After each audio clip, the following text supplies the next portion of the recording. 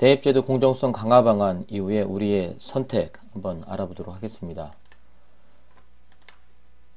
자, 2019년 11월 28일 대입제도 공정성 강화 방안이 교육부를 통해서 발표가 되었는데, 자, 이게 왜 중요하냐? 이 공정성 강화 방안 발표 이후에 그동안 계속되어 왔던 입시의 트렌드가 바뀌게 되고 입시의 방향성이 바뀌게 됩니다.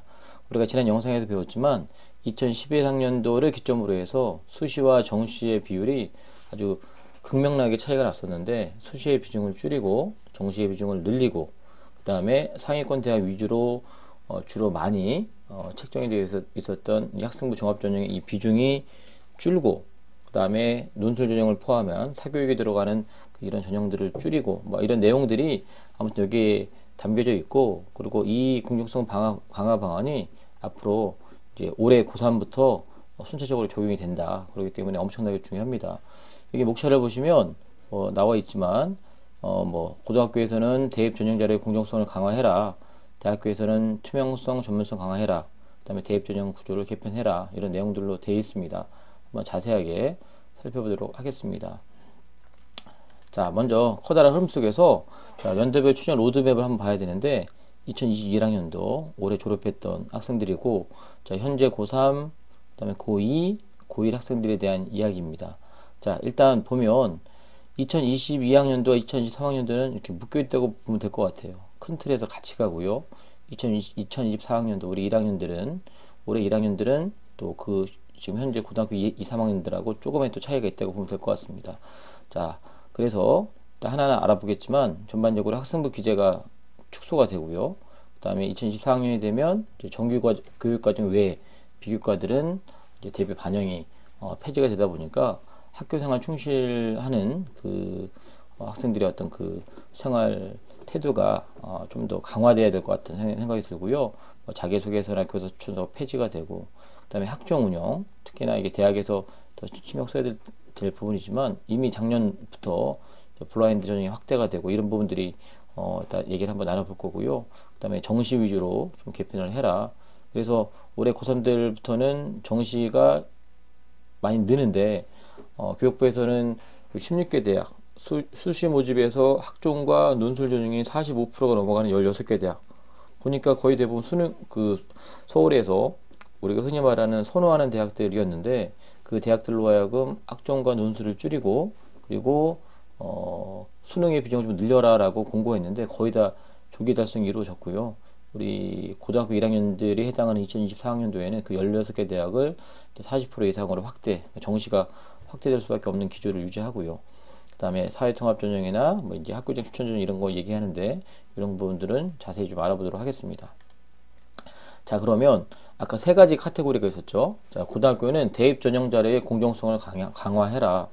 대입 전형 자료라는 건 대학교 들어갈 때 필요한 전형 자료를 얘기하는데, 가장 대표적인 게 학교생활기록부죠. 학교생활기록부, 그 다음에 교사 추천서, 그리고 자기소개서, 이런 것들을 대입 전형 자료라고 합니다. 고교 프로파일도 마찬가지고. 그래서 큰 틀에 놓고 보면 부모의 배경 등 외부 요인을 차단해라. 흔히 말해서 아빠 찬스, 엄마 찬스, 부모의 사회적 지위 때문에 대학 가는데 유리하다, 불리하다, 이런 것들을 나오지 않도록 이런 것들을 확실하게 차단해라. 그리고 학교와 교사에서는 책무성 강화해라. 자, 이 부분은 학교와 선생님들이 할 부분이니까 일단 우리하고는 상관없으니까 빼고요.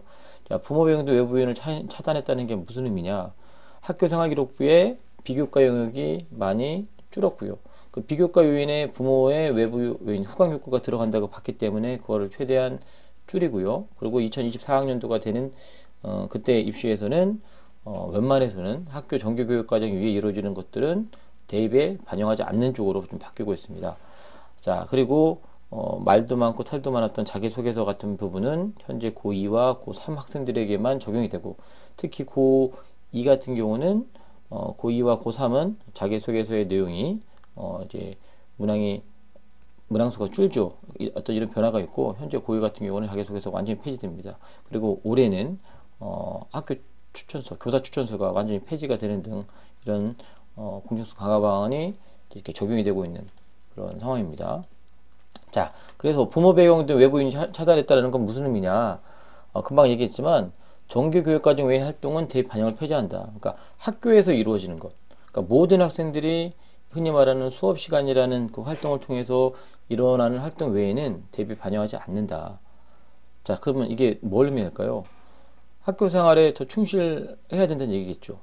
예전에는 학교에서 어떤 대회에 참여하기 위해서 정규 수업 외에 대회 참여, 그 다음에 정규 동아리가 아닌 자율 동아리 활동 열심히 하고, 그 다음에 주말마다 쉬는 시간마다 봉사활동 열심히 쫓아다니고, 뭐 이런 것들을 많이 했다면, 이제 앞으로는 그런 것들이, 그런 활동들이 좀 위축될 수밖에 없는 거고요. 대입에 반영되지 않기 때문에 또 노골적으로 안 할 개연성도 있겠죠. 그다음에 자기소개서 같은 경우는 자기가 활동했던 내용들에 대해서 느끼는 대로 이렇게 서술하면 된다라고 얘기하지만, 이 자기소개서를 이제 학원 다니고 과외 받고 또 수백만 원, 심지어는 수천만 원의 이런 돈을 얹어주면서 대필이나 아니면 이런 어떤 사교육을 통해서 했던 그런 사례들이 많다라는 지적이 있기 때문에 이제 완전적으로 폐지를 해버리고요. 그 다음에 교사 추천서는 이제 올해로 완전히 없어집니다. 자, 이런 변화들이 있고요. 그래서 학생부 기재 항목 축소는 이건 정말 우리가 똑똑하게 우리가 알아둘 필요가 있는데, 자, 일단은 이 졸업생들 같은 경우는 이제 뭐 과목당 교과 활동에서 이른바 교과 세특에서 500자 들어가는데 이부분 다 똑같은데, 방과 활동, 우리 흔히 말하는 보충 수업 같은 경우는 이제 기재를 하지 않습니다. 뭐 보충 수업 하는 목적이 생활기록부에 한자에서 기록하기 위해서 보충 수업 하진 않겠지만, 아무튼 그런 목적으로 방과 학교를 할 이유가 없는 거죠. 말 그대로 이제는 수능 준비를 하기 위해서 방과 활동을 참여하면 몰라도 이런 것들이 생활기록부에 반영되기 때문에 방과 활동을 참여한다, 그런 경우는 없을 것 같고요. 뭐 영재 발명교육 같은 경우는 뭐 특별한 케이스인데, 뭐 이런 것들은 뭐 소수 학생들한테만 해당됐던 얘기겠지만, 그럼에도 불구하고 이제 현재 고1한테는 완전히 대입에 미반영 되고요. 자, 그 다음에 우리 흔히 말하는 행발이라고 하는 거 있죠. 행동특성 및 종합의견. 연간 500자씩 쓰게 되어 있습니다. 솔직히 500자라는 게 수능들 입장에서는 되게 이게 길 수도 있고 짧을 수도 있는 글자 수지만, 실은 학교 생활 열심히 하는 학생들한테는 500자라는 글자가 그렇게 긴 글자는 아니거든요. 그런데 이 종합의견이 어떤 의미냐? 자, 교사 추천서가 폐지가 됐기 때문에 이 종합의견 자체가 일종의 교사 추천서의 역할을 할 수 있습니다. 여기 좀 살아남았다라는 거 학생들 절대 명심하시고요. 이거는 담임 선생님이 써주는 겁니다. 그러니까 담임 선생님과 1년간 생활하면서 자기의 어떤 인성이나 자기의 어떤 생활 모습들을 확실하게 어필해야지만 여기 종합의견에 좋은 평가들이 기록이 될 수 있는 거고요. 자동봉진이라고 말하는 여기 흔히 말하는 창시활동인데, 자율활동은 연간 500자 그대로 똑같습니다. 딴 건 폐지가 됐는데 똑같다는 얘기는 그만큼 중요성이 있다는 얘기죠. 자율활동이라는 건 이전에 학교에서 각종 이루어진 여러 가지 교육들 위주로 운영이 됐는데, 대부분 영상 보고 학생들은 그냥 소극적으로 참여하고 그렇게 끝나는 경우가 되게 많았는데, 그래서 자율활동 같은 경우는 거의 대부분 대동소이합니다. 비슷합니다. 그리고 어떻게 보면 학생 개개인에 대한 어떤 기록이나 어떤 변화를 기록한다기보다는 대부분 어떤 경우가 많냐면 무슨 활동했다는 걸 씁니다. 그래서 대학에서도 이 자율활동 같은 경우를 그렇게 눈여겨보지는 않습니다. 눈여겨볼 건덕지가 별로 없는 거예요. 하지만 지금의 이 시스템 내에서는 어떻게 할 수밖에 없느냐, 요 시간에 의미 있는 활동을 하는 거죠. 개별화해야 되는 거고 의미 있는 활동. 그래서 학교마다 학년 특색 사업이나 또 창의 주제 활동이나 자율탐구 활동이나 이런 걸 통해서 어떻게 하면 자율활동을 의미 있게 만들려고 노력하고 우리 아이들의 많은 참여를 독려하고 있습니다.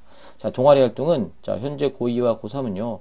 자율 동아리가 연간 1개만 기재가 가능합니다. 그러니까 자율 동아리 활동하는 거 문제가 없는 거예요. 다만 뭐가 문제냐면 이 자율 동아리 안에 이제 보통 이제 소논문이라고 하는 우리가 뭐 일종의 보고서인데 이런 거 기재가 금지가 됩니다. 그런데 현재 고1 같은 경우는 자율 동아리 자체가 대입에 미반영됩니다. 해도 되는데 대학 가는 데는 그 정보가 가지 않는다는 거예요. 그러면 적극적으로 참여하지 않을 개연성이 있겠죠. 마찬가지로 소논문. 우리가 솔직히 웬만한 고등학교에서 일반 고등학교에 소논문이라고 하는 이 형태를 쓰기 쉽지 않은데 일종의 보고서라고 생각하면 될 것 같아요. 뭔가를 탐구해서 쓰는 보고서 정도인데 그거마저도 어렵다. 다만 생활기록부 기재 요령에서 보니까 그런 어떤 결과만 나와 있는 그런 것들은 안 된다고 되어 있지만 실은 학생들이 뭔가에 자기가 설정해 놓은 어떤 그 탐구 주제를 가지고 노력했던 과정들, 그리고 그에 따른 변화 같은 거는 또 기록이 가능하다고 되어 있습니다. 이 생활기록부 입력 부분은 또 나중에 다음 영상에서 또 다시 한번 자세히 설명하기로 하고요. 봉사활동 같은 경우는 특이사항이 다 사라집니다. 현재 1, 2, 3학년들은 다 공이 사라지고, 다만 현재 고2와 고3의 가장 큰 차이는 뭐냐면 고2는 이전하고 똑같아요. 고2와 고3은 이전에 졸업했던 선배들하고 똑같기 때문에 시간 날 때마다 의미 있는 봉사활동을 지속적으로 꾸준히 하는 게 맞는 반면에 고1 같은 경우는 개인 봉사활동 실적은 대학에 반영하지 않는다는 거예요. 그러니까 그런 봉사활동마저도 부모의 후광효과 때문에 이득을 보는 학생들이 있다고 판단했기 때문에 학교에서 이루어지는, 또 학교에서 이루어지는 모든 학생들이 똑같이 하는 그런 정규 봉사활동뿐만 아니라 학교에서 만들어주는, 예를 들면 뭐 배식 도움이나 또는 도서관 어떤 사서 도움이나 또는 뭐 보건실 도움이나 또는 학교 학년에서 세팅해 놓은 여러 가지 봉사 계획 속에서 참여를 했을 때 교사의 지도하에 움직였던 그런 봉사활동은 가능합니다. 그러니까 좀 발빠른 학교들은 학교 내에 이런 봉사활동을 많이 만드는 거고요. 또 우리 학생들이 이런 거에 적극적으로 참여를 해야 됩니다. 그 다음에 진로 활동은, 자, 다른 거에 비해서 글자 수가 좀 많죠. 그만큼 진로 활동이 중요하다는 겁니다. 그리고 매번 진로 희망 분야를 조사하는데 1학년 때 진로 희망이 2, 3학년 때 바뀌었을 때 학생들이 이거에 상당히 부담을 느낍니다. 부담 갖지 말라고 해도 부담을 느껴요. 내가 바뀌는 것 때문에 불이익을 당하는 건 아닌가? 그런데 똑같이 그 진로 희망 분야를 쓰는 부분이 없어지고 대신에 그 진로 희망 분야를 진로 활동 내에 쓰게 되어 있습니다. 하지만 이 부분은 대학에 미반영한다는 거예요. 그렇기 때문에 내가 1학년 때 의사였다. 근데 3학년 때 의대가 실력이 안 돼서 다른 학과를 가려고 하는데 과연 이것 때문에 내가 불이익 당하는 건 아닌가라고 하는 이 고민을 굳이 할 필요는 없다. 그 다음에 수상경력 같은 경우는 2, 3학년과 1, 2학년 차이가 정말 많이 나죠. 2, 3학년 같은 경우는 당장 작년 선배하고 비교해보면 작년 선배는 상 받으면 모든 것들이 다 대학에 제공이 됐지만 현재 고2와 고3은 학기당 한 건만 딱 올리게 돼 있고요. 반영하게 돼 있고요. 그 다음에 얼마 전에 공문이었는데 수시가 8월 31일까지가 이제 그 기준이기 때문에 이론적으로는 6개 가능하지만 수시는 5개, 정시는 6개 이렇게 하는데 뭐 정시에서는 솔직히 뭐 의미가 없을 거고 그냥 5개라고 보시면 됩니다. 매 학기마다 하나의 상, 자기한테 의미 있는 그 상을 골라서 대학에 반영합니다. 대학마다 다 다르게 반영하는 게 아니라 내가 딱 한번 세팅해 놓으면 모든 그 상에 반영하는 그 기록이 대학교에 다 똑같이 제공이 되는 거예요. 그러니까 우리가 고민해야 되고, 더 또 고민해야 될 지점은 뭐냐면 상이 많은 받은 사람들은 그 중에 하나를 고른다라고 하는 그 선택의 어려움이 있겠지만 내가 한 학기에 하나의 상도 못 받은 경우는 솔직히 학생부 종합전이 엄청난 마이너스가 될 가능성이 있습니다. 그래서 고3 같은 경우는 지금 수능 공부에 올인하는 경우도 있을지 모르겠지만 학종을 준비하는 그런 학생들이 있다면 큰 부담되지 않는 범주 내에서 또 교내 수상을 하기 위해서 노력해야 될 것 같고, 고2들은 정신 바짝 차려야 됩니다. 제도가 바뀌었지만 우리는 여전히 한 학기에 1개 이상을 상을 받을 수 있도록 노력해야 되고, 그런 것들을 학생부 종합전형을 쓸 때 내가 딱 하나를 선택할 수 있는 그런 기회가 있어야 되는데 입시 제도가 바뀌었기 때문에 상 안 따도 된다 이렇게 반응하면 고2 학생 같은 경우는 아주 커다란 어려움이 있을 수 있습니다. 다만 고1 같은 경우는 상을 아무리 많이 받아도 대학이 반영하지 않기 때문에 의미가 없다고 말해도 뭐 상관이 없을 것 같아요. 다만 상을 받기 위해서 이렇게 노력하면 동기부여도 되고 또 그다음에 성장하는 데 도움은 되겠지만 아무튼 큰 부담을 주지 않는 범주 내에서 대회 참여하는 건 말리지 않겠지만 여기에다가 우리 많은 에너지를 소비하는 부분들은 좀 자제해야 될 필요가 있는 것 같습니다. 독서활동, 우리가 가장 많이 하는 오해가 뭐냐면 졸업했던 선배들과 그 다음에 현재 2, 3학년 같은 경우는 그냥 책을 읽으면 독서활동에다가 목록으로서 도서명과 저자가 입력이 됩니다. 근데 고1도 마찬가지로 입력은 돼요. 하지만 그 목록 자체가 대학에 반영되지 않는다는 겁니다. 여기서 우리의 고1들이 헷갈리게 생각할 지점이 뭐냐? 그럼 책을 안 읽어도 되는 거냐? 그게 아닙니다. 도서명과 저자가 기록은 되지만 입력은 되지만 안 간다는 거예요. 그런데 우리의 독서의 상황들은 세특이나 아까 말했던 이런 자율활동이나 그 다음에 동아리 활동, 이런 또 진로 활동을 통해서 내가 어떤 과정 속에서 책을 읽었던 그런 어떤 동기와 그런 흐름이 있으면 그런 것들은 충분히 기록할 수가 있습니다. 그렇기 때문에 대학에 목록이 제공되는 게 미반영이라는 거지 독서 자체가 반영이 안 되는 게 아닙니다. 그래서 수업 시간에 선생님이 뭔가를 발표에 대한 기회를 줘서 이걸 준비하는 과정에서 어떤 책을 읽었다, 그런 과정들을 세특에도 충분히 적어줄 수 있는 거예요. 그렇기 때문에 무조건 책을 안 읽어도 된다라고 하는 그런 오해를 절대로 안 가졌으면 좋겠습니다.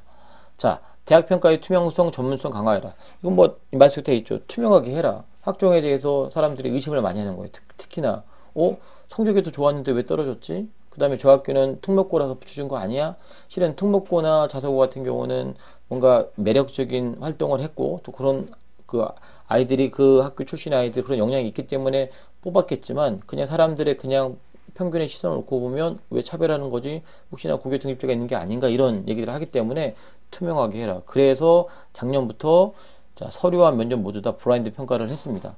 자, 면접은 진작부터 블라인드 평가를 했습니다. 내가 이 학교 출신인 거를 보여주지 않는 게 블라인드 평가입니다. 그래서 교복 입지 않고 갔고요. 학교 얘기하지 않았습니다. 하지만 서류 평가도 블라인드 평가했습니다. 작년에 이런 블라인드 평가 때문에 대학교에서 상당히 많은 어려움이 있었다고 하더라고요. 학교에 이름이 나와 있는 걸 다 지우고 조금이라도 부모의 그 후광 효과가 나타날 수 있는 자료들은 지우고 이런 과정이 너무 어려웠다 하고요. 게다가 중요한 건 학교에 대한 파악을 하기 위해서 필요했던 자료들, 흔히 말하는 고교 프로파일 이런 것들, 그 다음에 뭐 그 안에 또 고교 교육과정, 또 2015 개정 교육과정이다 보니까 아이들이 선택 과목이 많아서 그 중에 무언가를 선택하게 되는데 어떤 과정에서 선택했는지를 알고 싶은데 그런 걸 알 수가 없기 때문에 그런 것들이 있고요. 또 그 다음에 평가하는 과정에서 녹화도 하고 또 일정 기간 또 보존도 하고 너무 블라인드 평가를 신경 쓰다 보니까 몇몇 대학에서는 약간 사고도 났죠. 그죠? 합격자와 탈락자를 잘못 이렇게 선정해가지고 이렇게 난리는 학교도 있었는데 그 모든 것들이 이렇게 블라인드 평가를 좀 강화하다가 그런 일이 발생했는데 아무튼 대학에서도 좀 더 투명하게 하라. 그리고 전문성은 말 그대로 평가하는 입학 사정관들 교수님들 좀 더 교육시켜서 제대로 전문성 강화해서 뭐 평가하도록 해라 뭐 이런 내용입니다. 다 대입 전형 구조 개편에 있어서는 일단은 수시에서는 학생부 교과, 학생부 종합, 그 다음에 논술, 그 다음에 실기 이렇게 네 가지 유형이 있고요. 그 다음에 정시에서는 수능과 그 다음에 실기 전형이 있다면 이제는 단순화 시켜라. 일단 정시 수능 위주 전형으로 좀 확대를 시켜라. 아까도 얘기했지만 대부분의 국민 정서가 학종 좀 이거 못 믿겠다. 이거 돈 많은 사람, 사교육 많이 들어간 사람, 부모가 뭔가 힘 있는 사람 위주로 합격자가 나오는 거 아니냐? 이거 아니다. 모두가 똑같이 시험 보는 정시 위주의 정시에서 보는 수능 위주로 확대를 이게 여론입니다. 이게 옳은지 그른지에 대한 가치 판단은 나중에 하더라도 일단은 그런 분위기가 이 공정성 방안의 핵심이고요. 그래서 수능 위주의 즉 정시가 늘어날 수밖에 없는 거고요. 그 다음에 수시 정시 아까 6개 대입 전형을 얘기했는데 일단은 수시에서는 그냥 학생부 위주로 단순화시키고 정시는 그냥 수능 위주 이렇게 좀 단순화시켜라. 그리고 사회통합전형을 도입하고 법제해라. 사회통합전형에 대한 얘기는 이따 얘기하겠지만 큰 틀에서 사회통합전형이라는 얘기는 모두가 만족할 수 있는 게 사회통합 아닙니까? 그래서 가난하고 어렵고 소외받고 이런 사람들도 기회를 많이 줘라. 그래서 뭐 기회균등이나 고른전형이라는 이름으로 10% 이상을 뽑도록 법제화시키고 또 하나 이제 지역인재, 서울 수도권을 제외한 그 지역의 인재들을 그 지역 대학 갈 때 좀 뽑아주는 이런 부분들 이렇게 도입하라는 얘기고요. 그 다음에 또 하나는 이제 학교장 추천 전형, 지역균형 인재 전형이라는 이름으로 또 학교장 추천 전형이라는 이름으로 뽑는 걸 좀 그 법제화 시키고 그리고 그것도 한 10% 정도 하고 그것도 이제 좀 공평하게 교과 전형 위주로 해라 이런 내용들이 바로 이 내용입니다. 자, 그래서 서울 소재 16개 대학을 교육부에서 딱 찍었습니다. 그 16개 대학의 특징은 뭐냐면 학종과 그 다음에 논술의 비중을 합해서 45%가 넘어가는 대학을 찍은 거예요. 실은 논술 얘기보다는 학종 얘기를 더 하고 싶었던 것 같아요. 근데 이제 같이 끼워서 45%가 되는 16개 대학을 찍었는데 거의 대부분 이 대학들이 우리가 선호하는 대학, 가고 싶어하는 대학, 흔히 말하는 상위권 대학들이었습니다. 이 대학들의 이 학종의 그 반영 비율을 줄이고 이거를 수능으로 넘기라는 거예요. 그래서 그렇게 됐습니다. 이거 2022학년도, 3학년도 이 2년 동안에 좀 이렇게 권고를 하고, 그래서 2024학년도부터는 40% 이상 이렇게 가도록 유도했는데 거의 다 조기 달성이 됐어요.